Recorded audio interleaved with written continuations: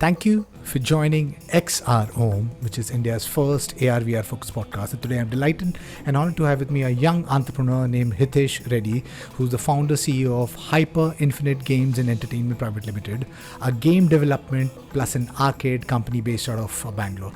So Hitesh, really appreciate you taking time being part of the podcast. Why don't we start with a brief introduction and what got you interested in virtual reality? First of all, thank you, Eddie. Thank you for having me here. It's my pleasure talking to you. My strong passion from a young age, right, was gaming. Right, I was extremely passionate towards gaming. So I wanted to do something within the gaming industry itself, right?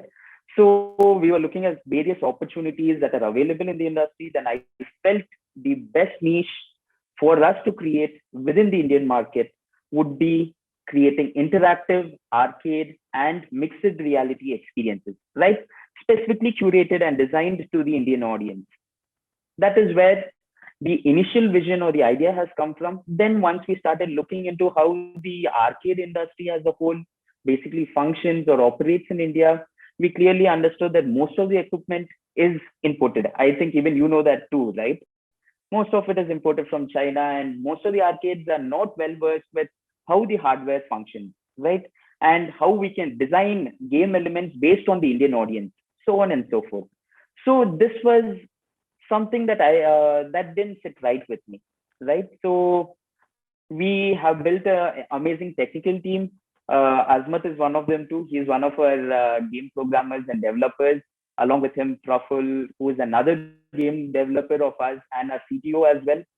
And we bought a few mechanical engineers to build and engineer a props embedded team to build the IoT devices and the electronics that go into these props, right? Once we build this whole hardware or mechanical team for developing our game props or kiosks, right? We even hired an art team, right? To visualize and come up with various concepts that we can design a game around. So once we had this whole team in place, we started visualizing the stories, the concepts that we can start bringing to play. So that took us around 2 years or so. Then COVID struck, as you know, right, which brought the whole thing to a still for another year and a half. But now we are all good to go. So that is where we are at this point in time. We had a small early launch for a week or so, right, for around 30 to 40 customers. We had excellent response, right? Everybody were amazed by what we have done. And what was surprising is even the people in India want to support a company that is developing everything indigenously, right? That was something that was quite surprising to me as well. But we really are receiving great amount of support from the Indian audiences, what I feel strongly at this point in time, Eddie. Lovely, Hitesh. So congratulations, because yes, I think you. LBVRE, location-based virtual reality entertainment centers, these VR arcades are going to play such a crucial role for the adoption of this technology. I mean, obviously there's a hype cycle with, Facebook rebranding as Meta and the metaverse in its hype cycle. But I think in another few, possibly maybe years, this virtual reality metaverse is going to spawn an industry in itself, and which will kind of completely upend all the earlier industries, whether be it education, your healthcare, your training, your work, to your gaming. So far for gaming, we've been restricted to a 2D platform, but with virtual reality, you are immersed in the game. You're possibly with the haptic feedback, you are touch feeling the digital objects, the virtual objects are touching, feeling you. It's an exciting way to convert those non-believers into believers of this technology, because I guess this is going to be the future language of the Web 3.0, the next evolution of the computer. So and I guess kudos to you and your team, mentioned, how you guys are building everything in house rather than depending on another country to import, because I guess that's been a drawback for a virtual reality immersive tech studio. I started in 2016 and we built our own 16 camera rig. We built it indigenously, but then there was a lot of hardware we had to still import from US, Europe, Yeah. and China. But I think kudos to you. I mean, if you're building that in house, I mean, the entire arcade industry can relook at that, because the supply chain has been disrupted because of the recession and the Russia Ukraine war, the relationship Yeah. with India and China. Talk to me a little bit Yeah. more about the company. What is are you building games? What are the hardwares that you're building? Sure. So what we like to call ourselves are experience engineers, right? The whole team of Hyper Infinite. So what we basically do is we come up with a concept, a theme that we would like to showcase to our customers, right? And we plan on various games. We take a lot of inspiration from the huge history that the gaming industry has, right? Arcade games, so on and so forth, pinball, let it be Hammer, even let it be the old arcade Atari games as well, right? We take a lot of inspiration from all these things and we modernize them using our own IoT devices, our own technology, and we try to integrate all these games in a storyline, right? For example, a small example of what we have actually built is a fusion arena experience. That's an experience that we flagged ourselves, right? That's a term that we have come up with ourselves, right? So in this fusion arena experience, it is a fusion of old arcade games, modern virtual reality games, an interconnected story telling mechanism, as well as a dynamic scoring system, which makes the gaming experience extremely competitive, even the arcade gaming experience, right? So in this fusion arena experience, maybe we start off with a hammer hitting game to launch a rocket, because the game is called Galactic Invaders, right? So you're going to fight an alien force that is trying to invade your planet, right? So you're supposed to prep your, what do you say, the players, right? And launch the rocket. And you launch the rocket by hitting the platform with a hammer, right? That is the rocket launch sequence, right? And you get a lot of scores, so on and so forth, that you can compare with your friends as well. Once you are done launching the rocket, maybe you have to send a drone, right, to receive some sort of data through a stealth mission. And that stealth mission is a 3D maze game where you have to move the prop around. It is a game about balance, right? You're supposed to use your wrist to move around. You're supposed to have a lot of balance, so on and so forth, to finish that game, and so on and so forth. We have 13 interconnected games. The way these games have been designed is to have a complete mind and body workout, right? By the time you're done with these 13 games or a 60-minute experience, you're going to be tired. You're going to be completely, you're going to feel fresh once you're done, and you're going to feel that you have achieved something once you're done playing all these 13 games. So that is talking of Fusion Arena, right? We have built our props ourselves, the game elements, the concept art, so on and so forth. Everything was designed by us indigenously, right? Now we can go move on to our mixed reality experience, which is a multiplayer mixed reality experience with haptic feedback as well, right? And this game was designed around a pirate island sort of a theme, right? And we have come up with our own scoring methodology for this game as well, because we want to make all our games fun and competitive amongst friends and peers. And to bring all this into one single umbrella, we are actually currently working on building our own mobile application too, where you can invite a couple of your friends that you're playing these experiences with, right? And you guys can all have your scores in our dashboard. And the top scorer is going to unlock maybe badges and filters, right? Which they would be able to post in social media. And this badges plays a very crucial role in the next project that we are actually doing, which is the metaverse project. We are calling it the hyperverse, right? And this badge is going to give abilities to the avatar of the player who have played in our arenas. For example, you're the best hammer hitter, right, in your team, and you are able to unlock a badge of the strongest man, right? So this ability is going to reflect on your avatar in the hyperverse, right? which will allow your hyperverse character to mine more resources more efficiently than the other players who haven't unlocked these badges. So we are trying to build an ecosystem where the real world has an implication on the metaverse and vice versa too. Right? That is what we are trying to do through these arcades, our own metaverse projects, so on and so forth. Sounds super exciting. Would love to come and experience these games that you're building. So you had mentioned in the beginning of the conversation that you did like a pre-launch and you had around 30, 40 people coming and experiencing it. So what's the plan ahead? I mean, is it going to be launched in Bangalore? You guys trying to look at other cities? Are you speaking to? Is this bootstrap? Are you guys funded? Are you speaking to investors? What's the plan ahead for Hyper Infinity?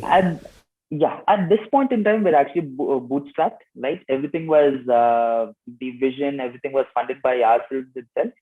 But at this point in time, we have spoken to a couple of investors, and it looks like we are good. And it looks quite positive. It looks like we will be getting some investment and some support from a couple of investors, right? And the initial launch was just through word of mouth, right? We just spread the word that there is an arcade in Bangalore that is yet to open up, and there is an early bird access as well, and people are free to come experience and provide feedback, because feedback, I feel, is extremely valuable to us, right? Now, once the soft launch was done, now we are actually going to start promoting our product. We actually started promoting our product in social media as well, but we plan on having a vigorous social media and a marketing campaign too, for which we have approached a couple of investors, and we will be getting funds. I'm pretty confident, but fingers crossed, we should not jinx it as well, right? So I do not want to commit to it at this point in time, but I'm quite confident that would be the case. Once that is done, we are planning on going for a viral marketing campaign in various malls, so on and so forth, with a few small experiences. Maybe a treasure hunt using augmented reality is something that we are planning, right? With various shops, so on and so forth, being a part of this experience to bring brand awareness, because brand awareness, I believe, is very important as well. So this is the way we would like to take our brand Hyper Infinite forward, or bring it or showcase it to the market, right? We plan on having a few viral marketing campaigns that we are working on right now. And once we are done planning that whole thing, we'll start our marketing campaign and hope customers to respond to us in a positive manner. Right. What would be the pricing for the people who want to come and experience it? And maybe obviously you mentioned about those two Fusion Arena and those mixed reality experience game, the pirate game that you spoke about. For a layman who wants to come to your arcade, what are the experiences he or she is going to get? Maybe you can talk a little bit about that. So if you're looking at the pricing part of it, we actually are planning on having each ticket to be sold at around 850 plus tax, but early bird offer will be around 650 rupees plus tax, and for students, so on and so forth, we'll be having a 20% discount if they're going to come and produce their student IDs, because we feel this would be extremely appealing to students and kids. And as we all know, kids have a very tight budget, right? And we want this experience to be accessible to kids as well. So we would be having a 20% discount on that. If we think about explaining what Fusion Arena and our mixed reality experience in layman's terms, Fusion Arena is nothing but traditional arcade games connected with an interconnected storyline, right? Where you can compete with your friends and family or other peers of yours. And by the end of the experience, a 60-minute experience, it is a complete mind and body workout, right? There is no arcade experience which is interconnected first and foremost. There is no arcade experience that purely works on having a complete mind and body workout, right? Maybe a few games are based on memory, right? You have to memorize a couple of steps and try to repeat those steps, right? A few games are about hand-eye coordination. A few games are about flexibility, right? For example, there is a game called Laser Maze. I think you have all seen the laser maze where you're supposed to crawl, and you're supposed to figure your way through, right? a game like this is also part of the Fusion Arena experience, but it is interconnected with the entire story arc that we are trying to say, right? So that is what we call Fusion Arena. And the mixed reality experience, if you're looking at, is nothing but an open world multiplayer VR experience where you can have 4 players play the game, right? You can see all 4 players, you can walk around in the room, right? And we have our own haptic suit, which with 10 sensors, right? Which is going to give you haptic feedback if, for example, your enemy is shooting at you, right? And you're going to feel it on your physical body as well. This is something nobody is actually showcasing in the Indian market, but we are planning on showcasing it first. And this haptic suit was too built by us indigenously itself. And we plan on adding more functionalities to the haptic suit in the coming future as we develop more and more new games. I'm really excited for is that Mm-hmm. you guys are building everything from scratch while Yes, others take yes, the easy way out of yep, get building, I mean, importing things from China. You guys have, yep, you're saying you're building your not just your haptic feedback suits, but even those yep, arcade games you're yes. building that in-house, plus obviously the games that you're building. And I think the mixed reality experience is going to be a winner over here, because I guess for the Mm-hmm. LBVRE's experiences, I've noticed that with these multiplayer games with the virtual reality Mm-hmm. headsets, there's a lot of injuries, people banging onto each other with Yep, these yep, mixed yep, reality yep. game with the Yeah, pass yeah, through, see through. I think that could be one way to kind of avoid injury and accident, because this true, people are over expecting of this technology, and so true, the true, true, onboarding true, ones, true, we true. need to make sure that their experience is nice, rather than like injury. Talk to us about the competitors. Who are your competitors at this point in time? Because as far as the internationals, there are some really great players, Void being at the Void. forefront, but and Yep, I believe Zero Latency has yep. launched not just in Bombay but also in Delhi. Oh, are there any other competitors around? And would you like to talk about the plus points of your competitors, and what are your possibly plus points over your competitors? Yeah, as you mentioned, right, the Void is a huge inspiration for us, which is in the US, right? But and the zero latency in Bombay, Delhi, and I believe in Hyderabad too. Zero latency, these guys have huge funding, right? And I believe Zero Latency is a company that is funded by a foreign entity. But what is lacking for Zero Latency is there is no haptic feedback, and their pricing is quite high. I believe it is 1,299 or so. Because I totally understand, they're supposed to import all their hardware, they're supposed to import all their games, so their overheads are going to be extremely high. But our focus is to mainly build indigenous capabilities, right? Because if you do not have indigenous capabilities, you are in the hands of foreign entities whom you have no control over. So we want to build a robust market within the India within our country itself, which is able to create these unique experiences. And we feel our arenas or arcades are going to, for example, Tata Motors, right? Tata Motors has Jaguar Land Rovers as well as Tata, right? The car vehicles for the common man, right? Jaguar Land Rover is where they do all the innovation, right? They build new technologies, so on and so forth. And that is what I see our arcades and arenas to be, right? That is where we do all the innovation. We build all the breaking the best technology implementations, coming up with new concepts, new themes, so on and so forth.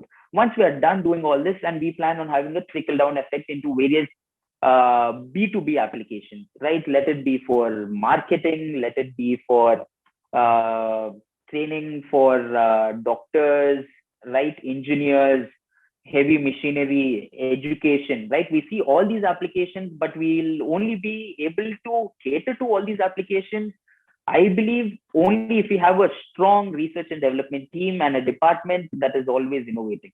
That is what is lacking in India. Innovation has to happen in Europe or the US, right? Then implementation has to happen in India. There is a huge disconnect of 2 years, 3 years for us to wait for the technology to mature in other countries and to come to India. So this is what we want to eliminate, right? We want to have this research and development take place in India itself, and provide. We would like to understand what the Indian market is actually looking for, and design a lot of things based on the Indian market's interest. And this would have a great application in B2B, in the B2B sphere as well. Let it be for marketing, and let it be for various training and simulations too. So I mean, what you guys are doing Yeah. is extremely commendable, because I mean, building everything in house, I think it takes a serious Yep. effort. Like you mentioned, I mean, you are catering to the Indian audience. The games that you are building, you are looking at, creating it, keeping the Indian audience in mind. Yes. What's the roadmap ahead of the games that you're building? And most of these, arcades, I think what's a winning point for them somehow is the entertainment center, as in the food, the drinks. Is there any plans to kind of have something like that? And one more question. There's three questions in it. Would you be possibly open to selling these arcades products that you're building? Yeah. So looking at it with respect to the current arcades, right? What happens in the current arcades is, as you said, the food and beverages plays a huge role in their in making profits. And we too feel that it does play a crucial role, but we are planning on having a themed cafe, right? The cafe will have the theme of our game, right? The alien invasion game as well as the pirate game. We are curating a few dishes based on the games. Everything, our whole ecosystem has to be integrated, is what we would like. And when it comes to whether our props would be accessible to other startups and other businesses, yes, but for purely for B2B application, yes, they would be accessible if you want to use them for any interactive marketing, or if you would like to use them for showcasing new products that people would like to bring to the Indian market, right? And if the maybe I see a few applications for the Indian Army as well, for dynamic training sessions, so on and so forth. PTSD is a huge implication in this industry, right? So to showcase all these capabilities, we are actually building our arcades, and we would like to know what the Indian audience wants. This is a point of entry. The first arcade is basically a point of entry for us to figure out what the Indian audience actually is interested in. And we are collecting a lot of feedback. What sort of games do they like? What sort of experiences do they like? What sort of themes do they like? And based on all this, we actually started working on our next experience as well, which revolves around time travel, right? To give you a small hint. And once the idea comes to a maturity, right, I would be what do you say? It would be my pleasure to keep you in loop and give you more details about it. We wish you the very best, and I'm lucky Yes. that you are so broad, because I mean, when there are startups, Yes. they prefer doing a specific thing. You guys, Yes. I see, are creating content. So you are Yes. also a content studio of sorts, where you are also leveraging the enterprise, the military, the training Yep. Yep. possibilities of it. Because anyway, you guys are building the products and the games around Yes. it, and so if it can be leveraged and it Yes. can be monetized, well, well and good for that. Yes. Hitesh, wishing you the very best for whatever Thank you're you. doing. Thank you. For those startups or entrepreneurs who would want to get into Mhm. this business, because there's not many who are brave enough to be a hardware startup in the country, because that takes a lot of Yeah. resources and funding. Yes. Though I think though that thing is changing now, and I'm sure that in the next few years there's going to be more and more support for Absolutely. the AR/VR startups, metaverse startups in the country, because the investors themselves are seeing so much value around this. True. For those startups or entrepreneurs who would want to start up into the LBVRE arcade zone, what would be your advice to them? Be ready to slog, right? Is what I would say. Because game development is not a small feat. Many adults think game development it is just play, right? Game development is just play, but the amount of technical work that goes into developing even the smallest game is extremely high. The amount of creativity that goes into it, the amount of engineering that goes into building these props is extremely high, right? But at the same time, I believe as the Indian market has a very young population, right? And a lot of engineers, a lot of artists, so on and so forth. I believe there is huge potential within our Indian market to become an R&D hub or to become the innovative in this industry. But all that is mainly required is for people with money, capital to see the potential in this industry and to support various people like us by through monetary means, because money plays a huge role, right? And as you said, talent is expensive and it is not easy to come by, right? The right talent, because nobody is aware, right? There is no awareness, there is no industry already established within our country, right? The entrepreneurs are the ones who are supposed to bring in. There are a lot of engineers, but nobody is actually focused towards doing their own research and development and all these things. These are not the this is not the line of thought, right? The engineers within our country have extreme talent, but the entrepreneur first needs to nurture or identify the right people with the right skill set, bring them in, give them a platform for innovation, right? I don't think you need to always be behind your engineers most of the time, right? Give them an idea, try to have an overarching vision or overarching concept, right? Work with them on a daily basis and give them the freedom to explore, come up with a few innovative things on their own. And the Indian, what do you say, angel investors and the investment market, right, has to see potential and has to start supporting research and development companies that are invested into research and development in India, not purely service oriented organizations, because that is where the Indian money basically goes into e-commerce businesses and service oriented markets. But that is not you future proofing your country, is what I feel. You are Right. still dependent on manufacturers. Yeah. Yeah. So Manufacturers like China or yeah, research and Hitesh, development companies in the US.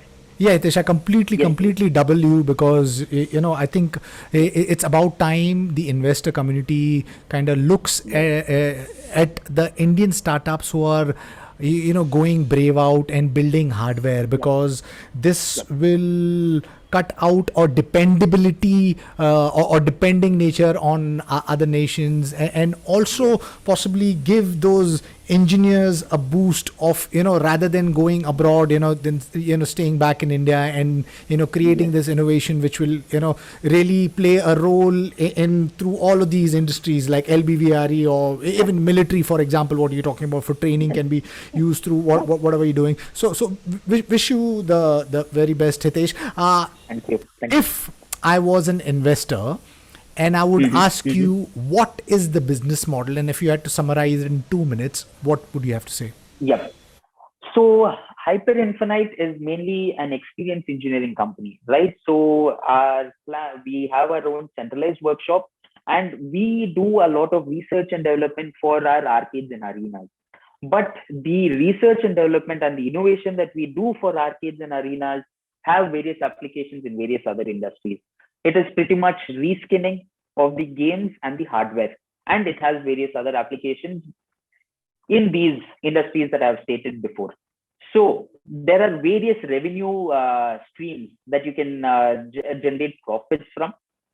One is the arcades and arenas through ticket sales. B2B businesses, it purely depends on what the client needs and how we are going to satisfy the client. The advertising and market industry itself is a huge market in India, right? I believe it is a 300 or a 400 billion dollar market in India alone. And metaverse has huge scope and potential because we are building so much IP, because we are building so many experiences and games.